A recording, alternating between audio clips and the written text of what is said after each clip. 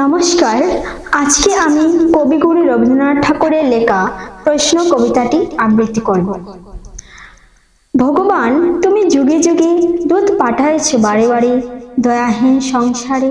তারা বলে গেল ক্ষমা করে সবে, বলে গেল ভালোবাসো, অন্তর হতে বিদ্বেষ বিষ বরণীয় তারা, স্মরণীয় তারা, তবুও বাহির দ্বারে আজি দুর্দিন ফিরানো তাদের ব্যর্থ নমস্কারে।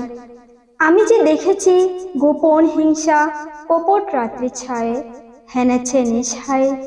আমি যে দেখেছি প্রতি কাহিনী শক্তির অপরাধে বিচারের বাণী নির্বে নির্ভীতে কাঁদে। আমি যে দেখিনু তরুণ বালক উন্মাদ হয়ে ছুটে, কি যন্ত্রণায় মরেছে পাথরের নিষ্ফল মাথার কোটে। কণ্ঠ আমার রুদ্র আজিকে বাঁশির সঙ্গে ধারা অমাবস্যা কারা।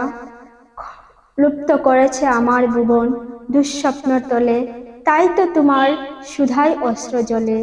যাহারা তোমায় বিষাইছে বায়ু নিবাইছে তবু আলো, তাদেরকে তুমি ক্ষমা করেছ, তুমি কি বেসেছ ভালো। নমস্কার।